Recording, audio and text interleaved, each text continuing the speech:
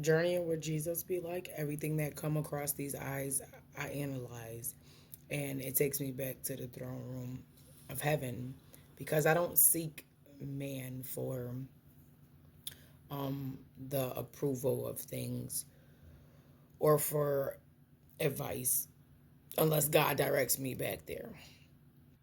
I always ask God, like, what is that? And with that being said, I say all that because working with the elderly and watching my dad digress in his days of his moral clock getting ready to stop, they begin to lose their memory, but they never forget their spouse.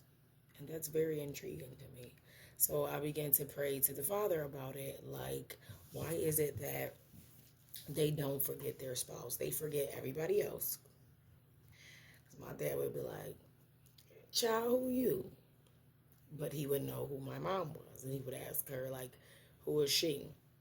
So, like, they forget everything and everybody, but they don't forget their spouse. So God led me to Proverbs 22:6, which says, train up a child in the way he should go, and when he is old, he will not depart from it. Train up a child in the way he should go. A child needs training. The job of a parent is not to simply let him grow up in any particular way, but to train him. So it's the same way in a relationship. So as I was led and directed, I began to look up some things and I began to write. And I wrote, every child needs training. Just like being in a relationship, we must teach people how to treat us. It is imperative to display what is acceptable and what is not. So it is understood and reciprocated. The way being the path of wisdom and life, in contrast to folly and destruction. So here we devote our time to the physical and mental abilities of this developing relationship. It's always room to grow. This is what helps nurture the amygdala. The amygdala is a small almond shaped structure located in the temporal lobe of the brain. It plays a critical role in various functions: emotional processing, memory formation, social cognitive decision making, regulation of the automatic function, and other functions. It interacts with the nervous system. Physical response, when nurtured correctly, it doesn't forget. So, no matter what happens in life, the most vital and earliest um, stages, the emotional connection, will not be forgotten. The comfort of their spouse slash partner, it reminds me of how you might not forget what somebody said to you, but you'll always remember how they made you feel.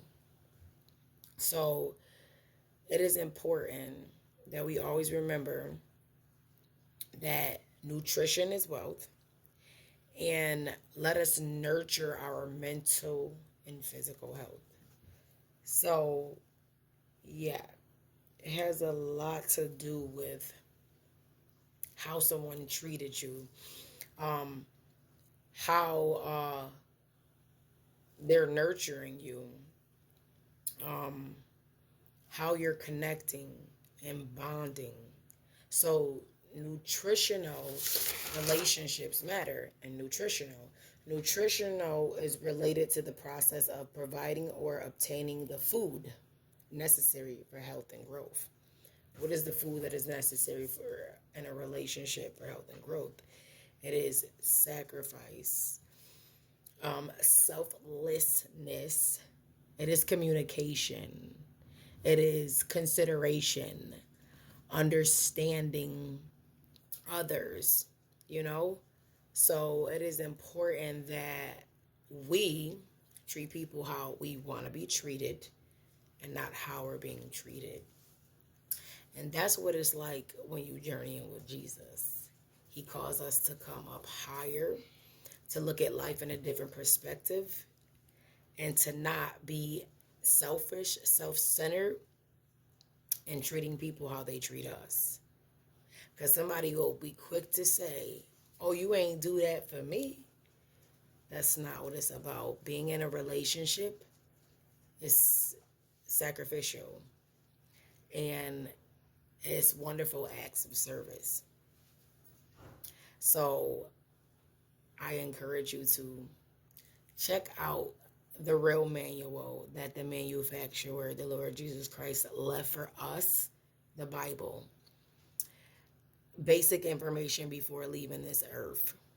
Not the I, and the me manual that causes all the confusion and the dysfunction that's on this earth.